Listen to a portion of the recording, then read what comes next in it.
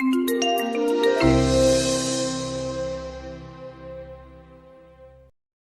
you to Mike and to Google for inviting me in today to talk about my very personal journey down the rabbit hole of emoji over the last 18 months. The sequence of events which led me to the creation of the women's blue flat shoe and my subsequent conviction in the power of emoji to enrich the pop cultural landscape and simultaneously be a very subtle catalyst for change. As an emoji enthusiast, it's great fun for me to think about this visual lexicon, which has exploded, and more importantly, where it's going. However, it's very much a new area for me. Had someone told me 18 months ago that I would create an emoji that would become a cause célèbre and be anointed as a feminist symbol, I genuinely would have chuckled. And yet, here we are. When I look at this little emoji, available on over 20 billion smart connected devices across the globe, I see my worldview reflected and represented in a small yet perfect little illustration. That worldview is the product of my twin occupations. The first as a fiercely committed mother to 4 young daughters, and the second as a media strategist within the arts and culture sphere. As a mother, I spent a lot of time thinking about early childhood language acquisition and screen time, literacy, and implicit gender biases faced by women in all age groups. As an arts professional, I have a profound belief and deep conviction in the knowledge produced by artists, and their unparalleled ability to tap into the zeitgeist before many others do so. I do also see the world and experience it through a very visual lens. It is in that paradigm and the combination of these two occupations that led me to this little emoji that launched 1,000 thoughts. Bear with me as I try to tackle a few of them. As I mentioned, I am the mother to these 4 formidable daughters, ranging from 7 years old to 10 weeks. However, stepping back to spring 2017, I was just beginning to reemerge from the newborn vortex as my 3rd daughter, the blonde, started inching her way towards sleeping through the night. She had joined us in November of 2016, on election night, no less, and was our first US-born child. By May 2017, my partner and I had finally arrived at that happy equilibrium in the family dynamic where one of you, following the addition of a new child, is actually comfortable being left alone with all of your children. And so, on this glorious weekend in May, I tore my way through some very unglamorous but highly practical Saturday chores, mostly related to the domestic sphere. Our first stop was the local grocery store. Now keep in mind, we all live in Palo Alto where the produce is incredible and this presentation is something of a visual feast. Yet my Saturday morning shopping in no way resembles a luxurious UX. Quite the opposite. It's more of a military-grade blitzkrieg operation. On this particular day, as I grabbed the shopping cart to whiz my kids around the produce section, I instructed our 2 older girls, who were 5 and 3 at the time, to sit down near the book carousel area at our local grocery store. Yes, there are books for children there. And yes, my children sit down on the floor and read them, while I try and choose our fruits and vegetables. Now, normally, this would be done in lightning speed, but that morning, our happy chaos was abruptly interrupted. The book that both of my children had chosen was this one, Polite as a Princess. I tried, albeit in vain, for a few seconds in my sleep-deprived haze to turn the carousel and look for its male counterpart, Polite as a Prince. It should come as no surprise that it didn't exist. It still doesn't. So I removed the books from my daughter's hands, placed them in the cart, and made my way to the checkout line while simultaneously expressing my disappointment with this book using Disney's Instagram hashtag. Next up, we crossed the street to our local baby boutique, where on my punch list was a desire to replace my existing baby carrier, which was now 5 years old and egregiously stained, because surely the design and the materials had gone through some innovation since I originally bought mine. As I reviewed the new options, and there were literally 20 boxes on the shelves, I had an alarming realization. Only one package among the 20 depicted a male figure toting his child. It was a Norwegian brand called Stocky. It seemed that only Norwegian fathers carried their children. Frustrated by this visual reminder that women are expected to literally carry the brunt of child-rearing responsibilities, I hot-stepped out of the store with my 3 daughters and went home. As a side note, This very topic became something of a rather viral episode a few months ago, which some of you may have seen, when Piers Morgan took to Twitter and insulted Daniel Craig, aka Bond, for toting his kid. In a similar spirit, the Wall Street Journal recently published a huge feature on male-focused designed carriers, displaying such masculine motifs as camouflage and neutral colorways. It would only be later that night, as I was nursing the baby while everyone was asleep, that the stiletto's appearance became the emoji that broke the proverbial camel's back. I was sending a message to a friend in Europe when I typed the seemingly innocuous word, shoe. And it was the first time that I noticed that emoji auto-populated. And this was what appeared. And in it, I saw the final visual reminder, this time in the virtual universe, that of all the unrealistic expectations bestowed upon women. How does one begin to unpack the litany of thoughts that entered my mind at 3 a.m. when I saw this symbol? This small little picture that said to me that we, as women, are expected to walk the world in high heels. I think this is a great place to start. This is a work by a hot young artist, male artist named Torbjorn Roland, who's represented by David Korganski Gallery in Los Angeles. In this singular image, the stiletto evokes danger, seduction, provocation, with more than a soupçon of pain. It's a tool of power which women ought to own. Yet this was my reality. This photograph is by Vivian Maier, who some of you may have seen the documentary, and it's very much like most of her photographic oeuvre, showing this woman who was anonymously shot without the consent of the subject in the 70s. This woman in Manhattan is wearing that shoe and is literally injured and has even gone to the lengths of crafting a heel for her cast.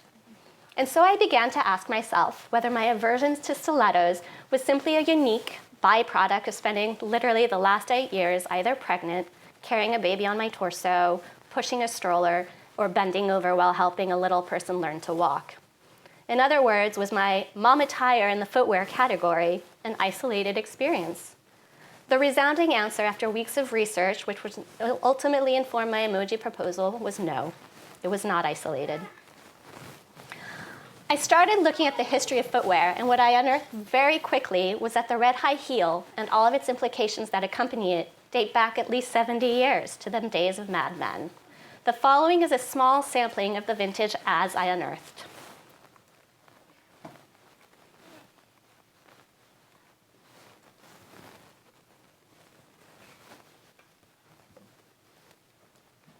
I particularly liked this one, which is actually an editorial from the New Yorker magazine in the 1950s.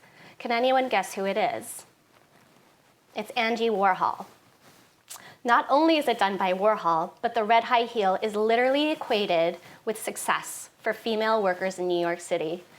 Interestingly, I actually discovered this spread on the Whitney's Instagram stories from their current major Warhol retrospective, the first in over 30 years.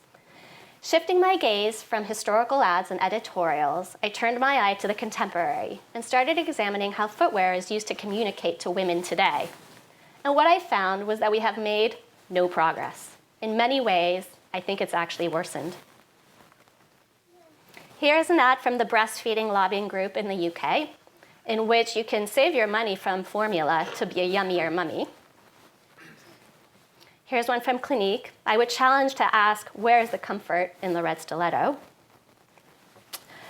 In this Geico ad, women are literally encouraged to switch their insurance policy so they can famously save and redeploy said savings to the things they love, red pumps. Interestingly, the male counterpart of this ad, which appears in men's magazines, is a big hunk of steak. In this one, another great export from the UK, the National Health Service equates motherhood with the abandonment of a very specific version of femalehood. Here we have the TSA espousing better convenience at the airport while traveling. Yet I would challenge that the most inconvenient part of removing shoes is actually shoes with laces, not the heel. Plus, I don't know many women who actually wear heels while traipsing across the airport. The US Postal Service equates fashion with high heels and suggests that neither fashion nor the post office rest on Sundays. Zappos, a category buster, which I'll return to later in the footwear space, suggests that women all love red stilettos. Barclays, in urging financial literacy and acumen, again suggests that those funds that you save should be spent on shoes. The newly launched magazine, which went viral earlier this month, and some of you may have seen because of a sensationalist image of Rachel McAdams pumping in designer wear, has this tagline, "Bringing back the woman, stiletto." I find it ironic given the title of the magazine. For Giving Tuesday, Bruno Maglio donated 100 pairs of these burgundy suede stilettos. They're named the Gala Pump. Now, I would venture to say that a woman who is new to the job search and interview process should have one fewer thing to be thinking about, which is learning to walk in 6-inch stilettos. Of course, we're here at Google, and one of my very first places when I went down that rabbit hole was to look at Google Arts and Culture. This shoe is an item of footwear intended to protect and comfort the human foot while the wearer is doing various activities. Now, I don't know about you, but nothing about this shoe made me think of comfort or walking. To Google's credit, within 24 hours of me Instagramming it, come on Google, you can do better, they changed it. It's now a raggedy old boot. This is a scent that was recently launched by Carolina Herrera, and wait for it, it's called Good Girl. The text used to get women to buy it says it all. It's good to be bad, provocative intent, lethal charisma, seductive charisma, and there's no escape. It's about ruthless power. Now that we've spent some time investigating how stilettos are generally depicted and the weighty expectations that they carry with them as a visual emblem, I wanted to talk also about my observations with emoji, specifically, which have been formed through the eyes of my young children. As I mentioned at the beginning, I was very much an emoji novice 18 months ago. Only the casual sort of kiss-sending face or the heart appeared in my text messaging. Yet this all changed when my children began attending school, and suddenly emojis seemed to be literally everywhere. So let's talk about how much my children love emoji and how omnipresent they are in their daily existence. Because in many ways, the impetus to create my flat shoe emoji was one driven by parental responsibility and duty. If my kids were going to be using emoji and seeing them repeatedly in their routines, shouldn't I at least try to create some semblance of balance to the 3 existing high-heeled options that existed? There was apparel. You can make bracelets with emoji. You can wear your emoji to school. You can keep your innermost thoughts in an emoji diary, and if you don't feel like describing your emotions, you can use the emoji stickers. You can get National Geographic to help you decode the emoji language, literally. At this point, I had accepted that my children were using emoji, not necessarily as a language, but as an expressive plaything. So I turned to the other world that I know and love and occupy, the arts. And I started thinking about how artists were engaging with the subject matter, and it became very clear that they too were questioning the broader sentiment that emoji were simple little playthings, throwaways, a trend to be dismissed and outgrown. The original emoji set here, which I'm sure many of you know, seems like a really good place to start. Released exactly 20 years ago in 1999, and including 176 emoji, its acquisition by MoMA last year was certainly viewed as a legitimizing watershed moment. MoMA's collection in New York is filled with examples of design innovations that radically altered our world. So for emoji, including the little red pixelated stiletto next to the scissors and the hamburger, to become part of that collection was historically significant. Now that institutional backing was in place, I was really curious about how artists themselves were dealing with emoji today. I first came across this image last August via Mary Boone Gallery's Instagram page. It depicts the fist and the painting nail emoji, and my curiosity, as you can imagine, was immediately piqued. The work is by Derek Adams, a young African-American multidisciplinary artist based in Brooklyn, whom I've been following for some time. When I contacted the gallery a few weeks ago for the purpose of this presentation and to learn more about this painting, it emerged that it is actually part of a whole new body of work, which will be shown in March, entitled New Icons. Through multiple layers of CNC applied paint, and also by hand, Derek has purposely mimicked the digital world.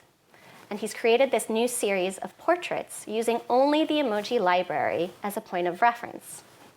To an individual that because of his or her radical nature, Adams feels is important to American popular culture. This specific work is of a woman named Sister Souljah, which some of you might know is an author, activist, and was known for the Sister Souljah movement during the Bill Clinton presidential campaign. So here we have a highly engaged artist exploring the force of popular culture and the media on the perception and construction of self-image using emoji as a vehicle and a whole new form of portraiture. Next up, I looked to Laura Owens, the brilliant female artist in LA who is known for her large-scale paintings that intertwine art historical references with painterly techniques. I was fascinated by this installation from 2015 in a club called the Dirty Rag Soccer Club in Chicago, which is an exhibition space in a former Polish soccer bar. In it, Owens installed hundreds of these emoji ceramic sculptures above a fully functional bar opposite her paintings. She made by hand 426 emoji sculptures, and there are 383 of them, which are available if anybody wants to buy one. Taking it one step further, actually, last November in 2017, to coincide with her major retrospective at the Whitney Museum, they one-upped it. And they cleverly converted each of these emoji into a free digital sticker pack, which I love and use incessantly. In another example of a contemporary artist incorporating emoji, I turned to Trevor Paglen, the MacArthur Genius Prize winner and previous artist-in-resident at Stanford's Cantor Art Center. Paglen is widely known for an artistic practice which seeks to expose and investigate areas that don't wish to be examined: surveillance, military operations, intelligence. He played a crucial role with Laura Poitras in Citizen4, and his body of work is currently on show at the Smithsonian in a major mid-career survey exhibition. This specific work, known as the Symbology series, looks at the totemic visual language inherent in military culture. A typical uniform will sport patches identifying its wearer's job, program affiliation, achievements, and place within that hierarchy. These markers of identity and program heraldry begin to create a very peculiar symbolic regime when they depict one's affiliation with what the defense industry insiders call the black world, the world of classified programs, projects, and places whose outlines and even existence are deeply held secrets. And finally, I turn to the legendary John Baldessari, who at 87 years old remains as forward-thinking as ever. Known for using found imagery that he recomposes by carefully selecting pictures, pairing them with text, and often overlaying them with large dots and swaths of color to mask or bring attention to the areas of detail. For this series of paintings, he focused on the animal emoji specifically. Taking this interest in issues of context and cultural specificity further, the new emoji series evaluated the ubiquitous, seemingly innocuous images that we use in everyday conversations. And then this past November, Baldessari did a new emoji series. Some of the text is ironic and suggestive, while some seem completely random, thus challenging the viewer to make sense out of the pairings. While emojis are indeed straightforward images that take the place of their real-life words, Baldessari's work seem to suggest that their meanings are not actually set and are rather subject to interpretation. These universal images that transcend cultural, social, and linguistic boundaries are easily subverted when removed from their iPhone context and paired within different text. Even the hyper-bright white background of the works seems to recall the lighting of the phone background where these are typically seen, thus making the artwork itself represent something beyond its material nature. If you're curious, the peach is sold out. More recently, a couple of weeks ago, the Prado Museum in Madrid released its own bespoke emoji via Twitter to celebrate its 200th anniversary. So if you hashtag the Prado 200, you immediately got this wonderful like button. Segueing now from the art world context and into the unexpected applications of emoji. Here you have an example of actual text being translated into emoji, which made me think, will Google Translate offer that service? the traditional emoji nativity, which went around and was widely circulated during the holidays, a portmanteau of emoji to describe that sensation many of us are currently feeling back at work. This is one of my favorites, shopping by emoji. Again, Zappos. So if you go into the Zappos app, you can actually shop by emoji. But unfortunately, if you're a woman who's looking for a flat shoe, it's not readily visible. However, the next two screens do show what you get when you put in, say, the mermaid emoji and the lips emoji. I did contact Zappos. They assure me it's in there now. So if you put in my little flat shoe, you get pages and pages of ballet flats. This is a page from the December issue of Elle magazine. Again, shopping for your loved ones based on their emoji usage. I found this on Instagram. This one also went viral, which is quite fun and entertaining, looking at emoji usage on a national country level. And it began to make me think, are emoji usage actually sort of the national psyche? And what does that mean for profiling? There's the good aspect of emoji targeting, like this endangered species campaign. And for those of you that don't know, you can actually buy emoji usage data from Twitter and then use it for your marketing campaigns. So while this is a fantastic illustration of that tool, another option is you're sitting watching the Super Bowl and you're tweeting at your friend that you're about to order pizza and you get a discount code from Domino's, and then the next week you get a discount code from Jenny Craig for a weight loss program. Another unexpected byproduct of my emoji journey was learning that at the University of Michigan, within the art history department, there exists a class for undergraduates called Emoji Worlds. It's taught by Joan Key, who has a PhD in art history and a specialty in Asian art, contemporary, but also has a JD from the Yale Law School. And this class spends about 12 weeks looking at every aspect of emoji. For their final assignment, they were each required to submit an emoji proposal. And guaranteed an A+, by the way, if it got adopted. And with this image, I want to finish on the significance of design thinking. Everything about this crosswalk makes me smile.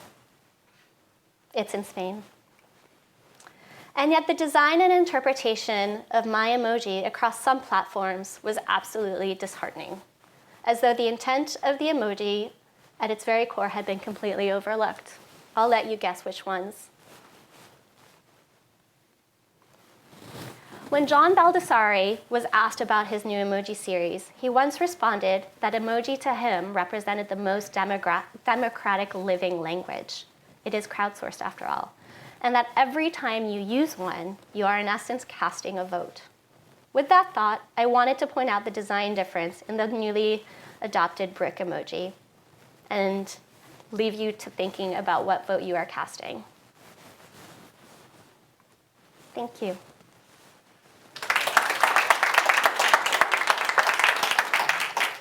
Thank you for coming to Google and telling your story. It's fascinating to me every time I hear it. So, I mean, I really, really appreciate it. Thank you for sharing that with us.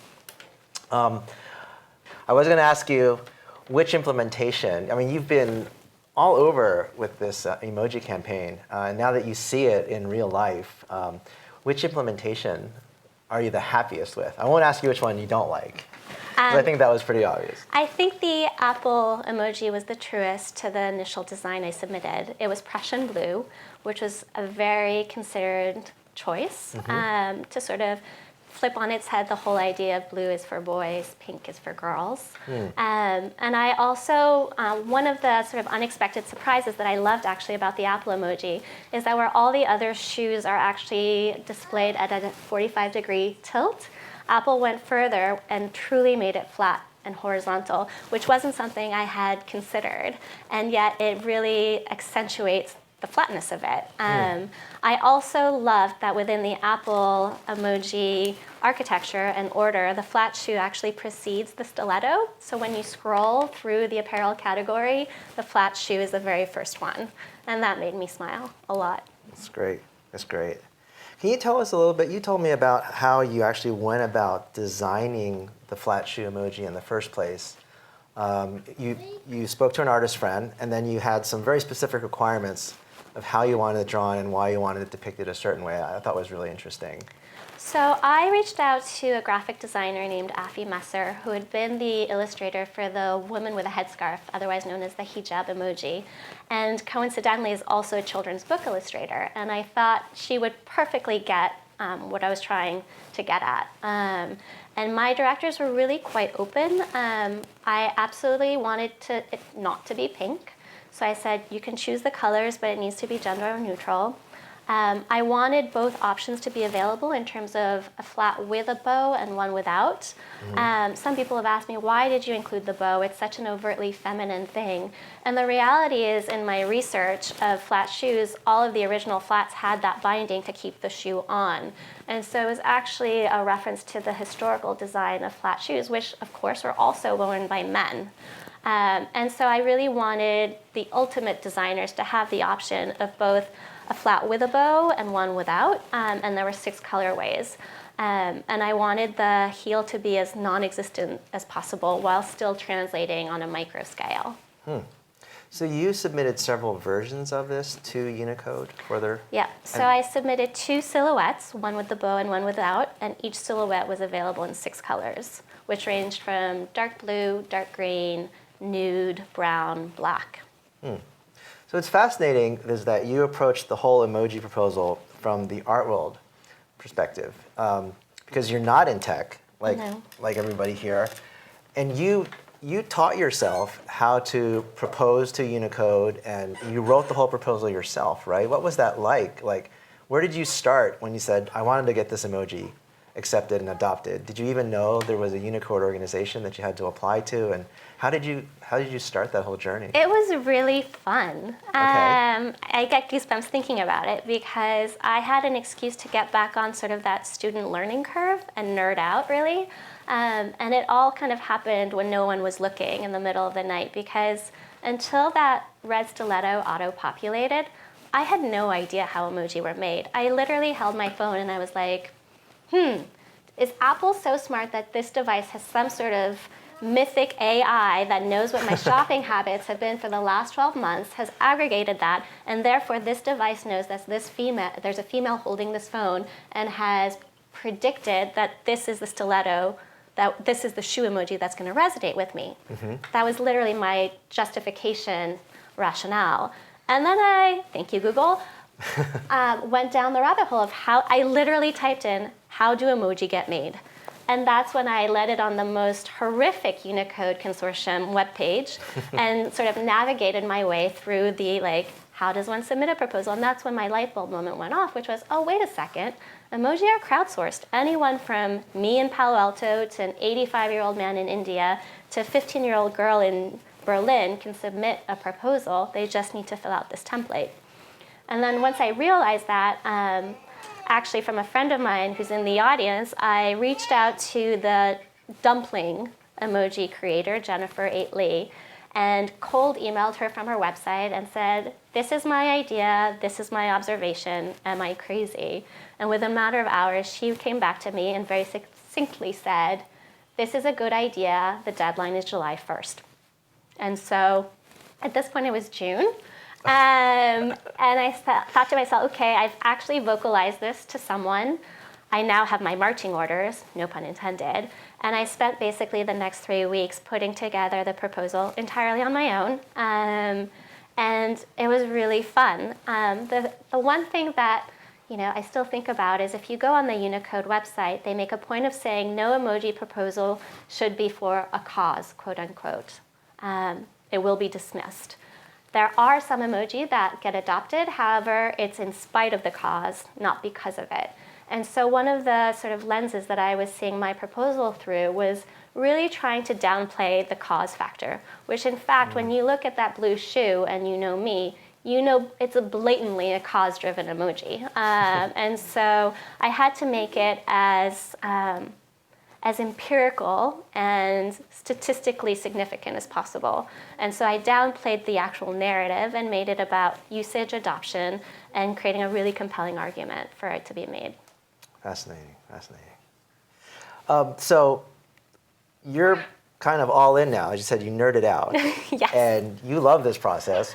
Some of us have to do it for work, but you love this process. And you're not just stopping with the flat-soled shoe emoji. And you're actually, I've heard you've actually got some other projects in the work, and not just for men or for women, but men as well. I do. This past spring, I co-authored a proposal for a one-piece bathing suit because the only swimwear option right now is an itsy-bitsy yellow polka dot bikini. Even for men. Even for men, which is why the proposal actually included a one-piece swimsuit, a swim trunk for men, and a swim brief for men. It's now been shortlisted. Oh, great. So when do you hear about that? I believe the committee will vote in October, and if all goes well, it'll roll out next year in 2020. Well, if that happens, we'd love to have you back here. Maybe you can help. So I don't know if you know this, but the emoji sets, like once Unicode decides the emoji, how they're actually depicted is up to each of the companies, as you pointed out. But there's a process that we have at Google, and that you could actually get involved in if you wanted to help do the Google version. 100%, count me in. Okay. Where do I sign up? That's fascinating. And thank you for getting swim trunks out there, because every time I text them, like, bring your trunks, yeah. I don't have an emoji. Yeah, and hopefully you'll get one soon. That's great. I wanted to get into some of the other topics. You said that you see emoji as more than just as art. It's become language, and you touched on it a little bit. But we've had longer conversations about how you see emoji becoming part of linguistics. I was wondering if you could comment on that, because that was really fascinating. Because now that your kids are growing up. Well, I'm not an academic, but there is a term known as elocutionary text. And so sort of thinking back to when the original emoji set were introduced, emoji were really meant to be that aspect which got lost in electronic messaging of the nonverbal. So emotional, facial, nonverbal cues, intonation, and you were able to supplement sort of just the purely textual with the nonverbal cues through an image.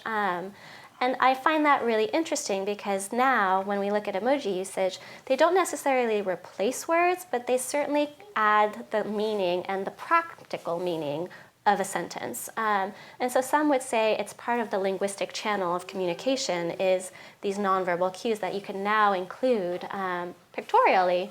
And so to me, it's one of those really interesting things, and that also, I mean, there's a reason the cliche, a picture's worth 1,000 words exists. And I've been thinking a lot about sort of how certain emoji can be a time capsule in and of themselves.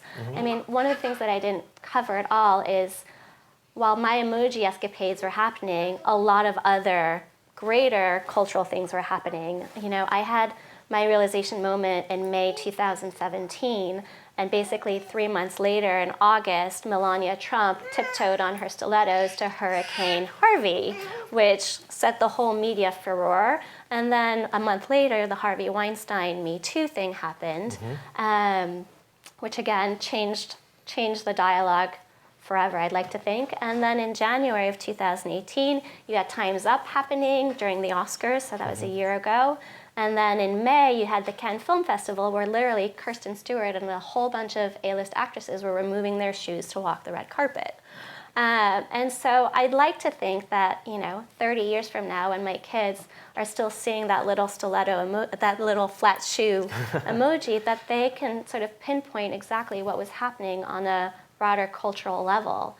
In the same group of the emoji that mine was released in is the mosquito emoji, which to someone who doesn't know the context of that proposal, they might think, why do I need a mosquito emoji? But then when you drill down, you realize that it was proposed by a team from the Johns Hopkins infectology team and the Bill and Melinda Gates Foundation. And you suddenly realize that that mosquito is there for the purpose of mass instant global communication and thinking about how do you communicate across countries where maybe populations aren't literate, but completely understand this image of a mosquito being the vehicle by which disease is transmitted. Again, I think, in a way, this brick emoji and the brick wall will immediately point to a specific moment in history and debate. And so it's interesting to me that these little images can actually point to historically significant moments if you know the backstory to them. So one last question, then we'll open it up to everybody here and online. But from that perspective of history, there is a lot of criticism that the emoji library has gotten too large. And even on our team in Android Messages, we're thinking of new ways to let people search and browse emoji because it's gone from the original 400 to over 2,700. And there's talk about, should some emoji be retired or replaced? From the perspective of history, what are your thoughts on that? Should emoji be retired or? It's a tricky one because I can see the unwieldiness argument, but I also am not one to use that argument to justify retiring some. Whenever the sort of quantity argument comes into play, I point to the fact that there are 13 phases of the moon emoji. Do we need 13 of them? Probably not. But then it becomes a point of view decision-making matrix. And so I would hate to think that the minority voice or the quietest emoji would get retired because its usage or adoption rate is lower than the twinning Playboy bunnies. So I think that's a bigger question for the engineers in the room to tackle. But I think there's some statistic that by the time a kid is 5 years old, they've used and heard 40,000 words. So in the context of 2,200 emoji, yes, it's a bit unwieldy to scroll through and find the ones that are part of your daily vocabulary, but work harder, Thank you. That's great. All right. I'm going to grab this mic. How did you put it out there, and how did it start to go viral in the way that it ultimately did? So I came up with the idea for the emoji in May of 2017. I sat on it for a couple of days, and then while going to an event at the Pop-Up magazine in San Francisco, I floated it past a very close friend who said, "You should do it, you've got nothing to lose." And I was like, okay. And then because I thought, Apple is the one that dictates emoji, I turned to a friend of mine who worked at Apple and said, "Can you introduce me to someone on the design team so that I can talk to them about this stiletto?" And she was like, "Well, actually, Apple doesn't determine an emoji, the Unicode Consortium does." And so that's when I taught myself how to do the proposal. I submitted it without really telling many people that I did. It was one of those things like college applications, you don't really want to tell people where you've applied because you don't have to deal with telling them that you didn't get in. And so there were a few close friends who knew that I was going through the process. When I got wind that it was getting shortlisted, I decided to contact a friend of mine who happened to have written a huge piece 2 years prior in The Atlantic and had gone to college with me on stilettos. And I called her up and I said, "I just want you to know I'm going through this process. I don't know whether it'll get accepted or not, but I thought given that you've allocated this much ink to stilettos in the past, you might find this funny." And she immediately got back to me and was like, "I want to write about this. Can I interview you?" And I said, "Sure, why not?" So that was in August after the shortlisting. And we agreed to time the release of that article on The Atlantic to the Friday before the Unicode Committee would be voting on the Monday. Oh. What I didn't expect is that between that Friday morning and the Monday, that New York Magazine would basically syndicate the Atlantic piece, that it would become the most read piece for the next 36 hours on all of New York Magazine's website and most shared article, and that every single other outlet would call me on the Monday morning. And so by the time the committee met Monday afternoon to vote, they literally, I think, probably felt like they had no choice but to face the wrath of a million women who suddenly felt this desperate need to have a flat-soled shoe emoji, even though they'd never realized until that moment its omission.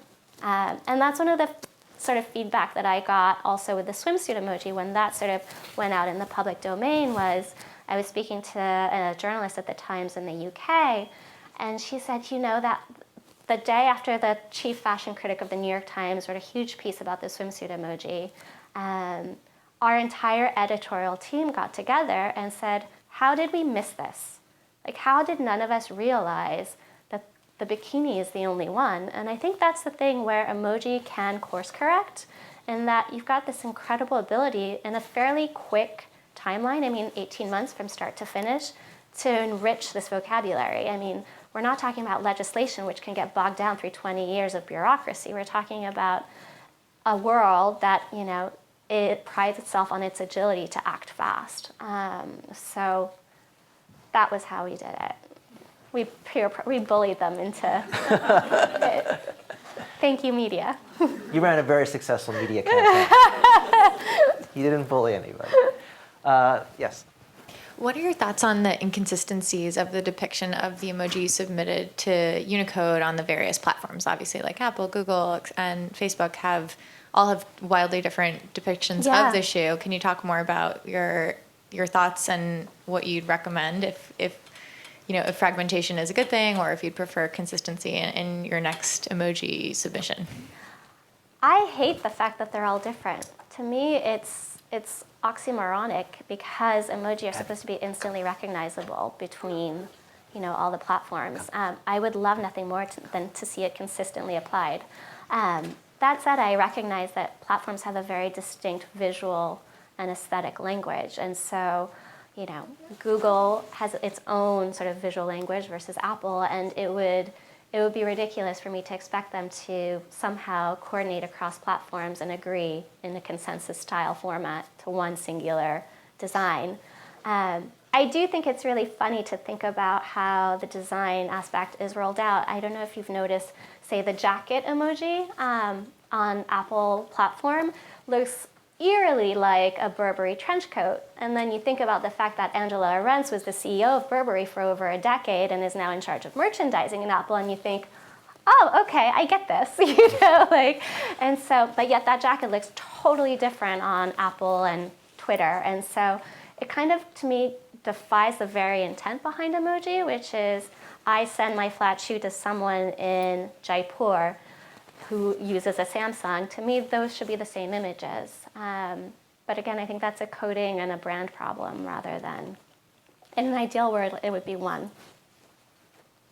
I wanted to ask your opinion on, I've heard the argument that emojis are actually taking us back, evolutionarily speaking, linguistically, to hieroglyphics, and that it's a reductionist form of language, and actually, the word form language is actually allows us to communicate more freely. So I just didn't know, do you feel like there is a parallel between hieroglyphics? Absolutely. I think emoji are just hieroglyphs 2.0 in terms of pictorial language. I think the main difference, though, is obviously hieroglyphs were created before words existed in sort of the traditional as we know it sense. And I think in a way, if you look at that slide where they literally translated Moby Dick into emoji, no one is using emoji in that way.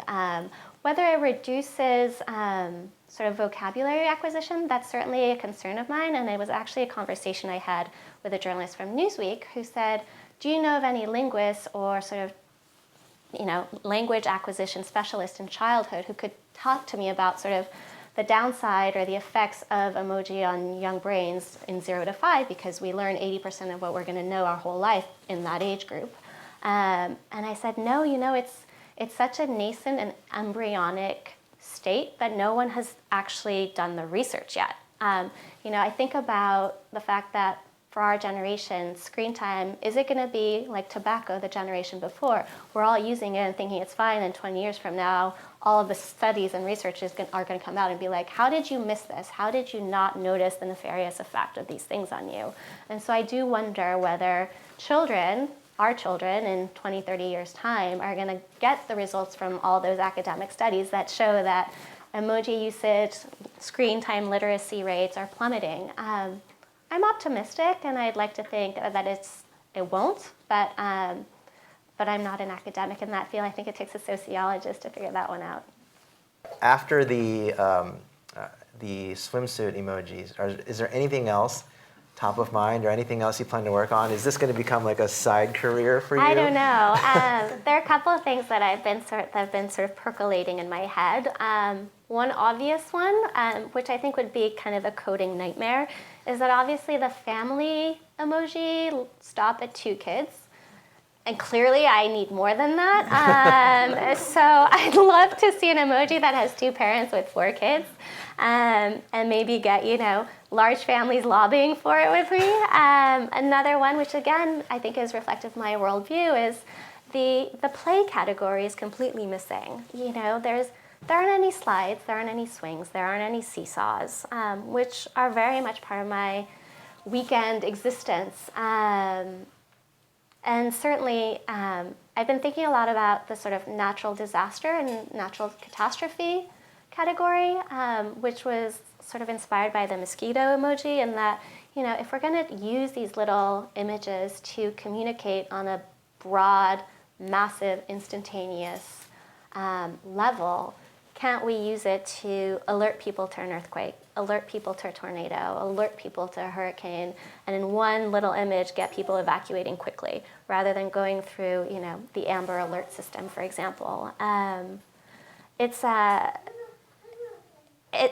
exciting, but one of the things that does sort of keep me up is this idea of emoji usage eventually being mined and used to profile people.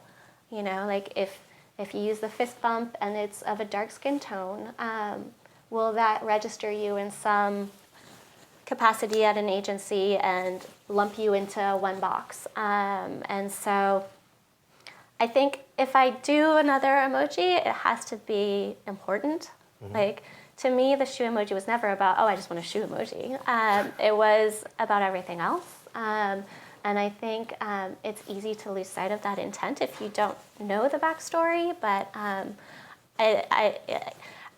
I say that, and yet I was on the Unicode page last week, and I noticed in the shortlisted list was an emoji proposal for fondue, which is someone who's half Swiss. They designed it with a little queclon, which is a traditional sort of copper orange pot handle with the 2 sticks.